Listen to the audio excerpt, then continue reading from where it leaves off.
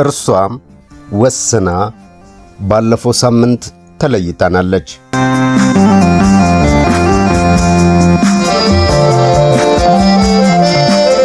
የእርሷ ሐዘን፣ የእርሷ ቁጭት የአንድ ሀገር ሕዝብ ብቻ አይደለም፣ የመላው ዓለም ጭምር እንጂ። ሌላም ቁጭት ግን አለ። ሚዲያዎች ስለዚያች ወጣት አሟሟት ዝምታን መምረጣቸው። ሚዲያዎች ለምን ይሆን ዝምታን የመረጡት?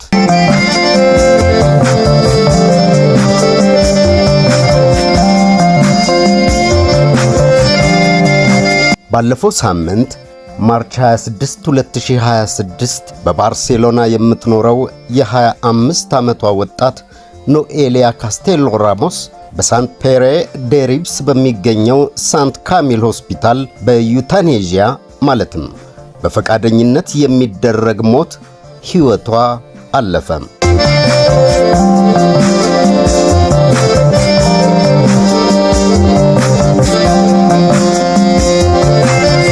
ዕድሜዋ ገና 25 ነበር።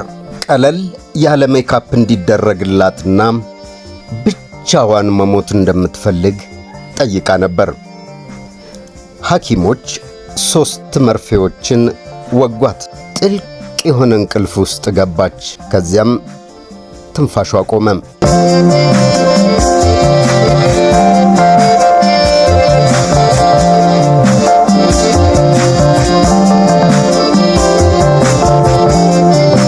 ለመሆኑ ግን ዩታኔዥያ ምንድን ነው?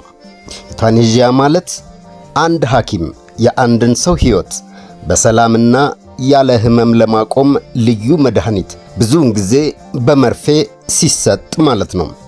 በስፔን ከ2021 ዓመተ ምህረት ጀምሮ ሙሉ በሙሉ ሕጋዊ ሆኗል። የስፔን ሕግ ለመሞት የሚደረግ እርዳታ ወይም ፕሬስታዥዮን ዴ አዩዳ ፓራ ሞይር ብለው ይጠሩታል። ይህ የሚፈቀደው አንድ ሰው ሊቋቋመው የማይችል ስቃይ ውስጥ ሲሆን ነው። ይህም ከከባድ የአካል ሕመም ወይም ጥልቅና የማያቋርጥ የአካልና የአእምሮ ሕመም ሲያጋጥም ሊሆን ይችላል። ለመሆኑ ዩቴኔዥያን ማን ሊጠይቅ ይችላል? ለማመልከት አንድ ሰው መሠረታዊ ሁኔታዎችን ማሟላት አለበት። ሙሉ በሙሉ ንቁ የሆነ በግልጽ ማሰብ የሚችልና የራሱን ውሳኔ ማድረግ የሚችል መሆን አለበት። ማለትም ማንም ሊያስገድደው አይችልም ማለት ነው። ከባድና የማይድን በሽታ ወይም ከባድ የረጅም ጊዜ የማያቋርጥና የማይታገስ አካላዊ ወይም አእምሯዊ አሊያም ስነ ልቦናዊ ስቃይ የሚያስከትል የአካል ጉዳት ያለበት መሆን ለዚህ ብቁ ያደርጋል።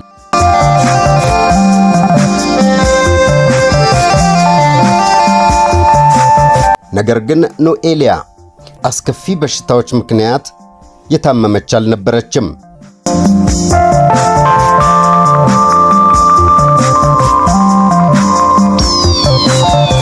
እንደ አውሮፓውያን አቆጣጠር በ2022 በ3 ወንዶች ተደፍራ ከነበረ በኋላም ራሷን ለመግደል ሞክራ ነበር።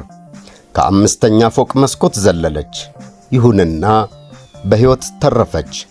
ነገር ግን ውድቀቱ የአከርካሪ አጥንቷን ክፉኛ ሰበረው። እናም ከወገቧ በታች ፓራላይዝ ሆነች። ከዚያ ወዲህ መራመድ አልቻለችም። እናም በየቀኑ በስቃይና በማያልቅ ሕመም ትኖር ነበር። አካሏ ክፉኛ ይታመማል። አይምሯም በደፈራው ምክንያት በጥልቅ ሐዘንና በስነ ልቦና ጠባሳ ተሞልቶ ነበር።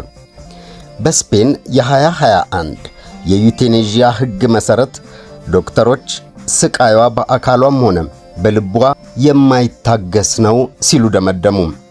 መንግሥት ሕይወቷን ተመልክቶ አዎ መሞትን የምትመርጥ ከሆነ እንደ ፈቃዷ ሊደረግላት ይገባል አለ። ቤተሰቦቿ ግን ይህንን ክፉኛ ተቃውመው ነበር። ለማስቆምም ጠንክረው ተሟግተዋል። አባቷ ጉዳዩን ወደ ስፔን ፍርድ ቤቶች አልፎ ተርፎም ለአውሮፓ የሰብአዊ መብቶች ፍርድ ቤት ድረስ አድርሰውት ነበር። ጠበቆች ረድተዋቸውም ነበር። ነገር ግን እያንዳንዷ ይግባኝ ውድቅ ተደረገች። ኖኤልያ ከመሞቷ በፊት ጥቂት ቀናት ቀደም ብሎም በቴሌቪዥን ቃለ መጠይቅ አድርጋ ነበር። እንዲህ አለች።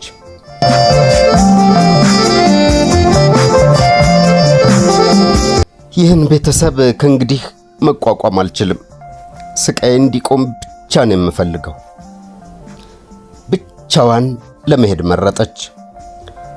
ጓደኛዋ በመጨረሻው ሰዓት እየጮኸችና በሕይወት እንድትኖር እየለመነች ለመድረስ ሞክራ ነበር። ነገር ግን በጣም ዘግይታ ነበር።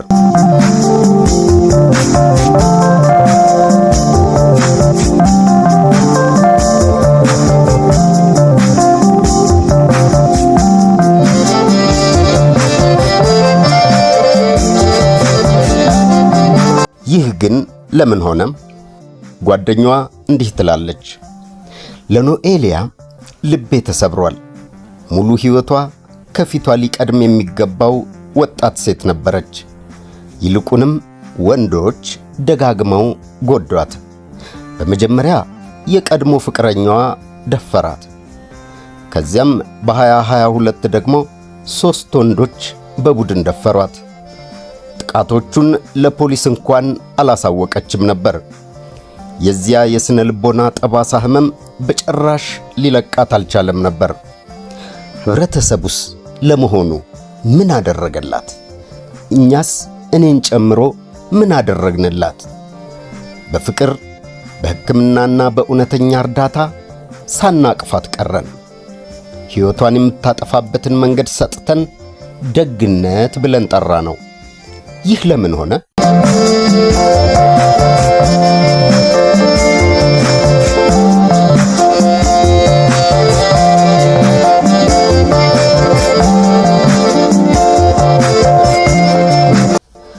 አንዳንድ የዜና ዘገባዎች ስለ ቡድን ደፈራው በግልጽ ይናገራሉ።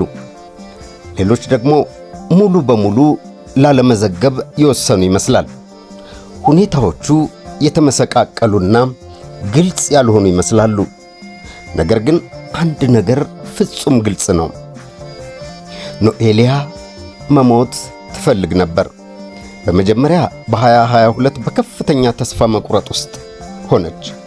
እናም ከዚያ ደግሞ ከዓመታት በኋላ መንግሥት ይህንኑ እንድታደርግ ለመርዳት ተስማማ።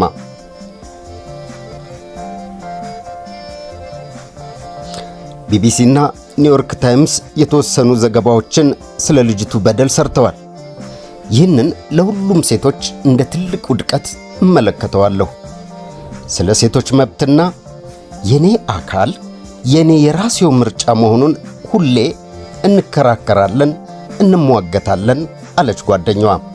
ነገር ግን አለች የአንዲት ወጣት ሴት አካልና አእምሮ በደፈራና በህመም ሲሰበር ለሕይወቷ እንታገልላታለን ወይስ በቀላሉ እሺ የፈለግሽው ያ ከሆነ ብለን ፊታችንን እናዞርባታለን?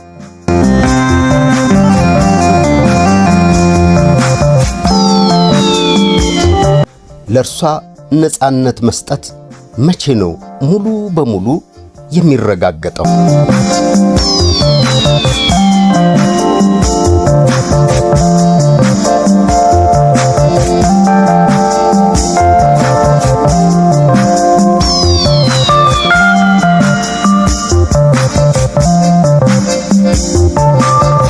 የተከበራችሁ አድማጮቻችን ይህንን የስፔናዊቷን የኖኤላን ታሪክ በተመለከተም አስተያየታችሁን አስፍሩልኝ። ፍላጎታችሁ ከሆነም ተከታይ ክፍል ለማዘጋጀት ዝግጁ ነኝ። ይሁንና የእናንተ አስተያየትን በሳጥን ውስጥ አስቀምጡልኝ።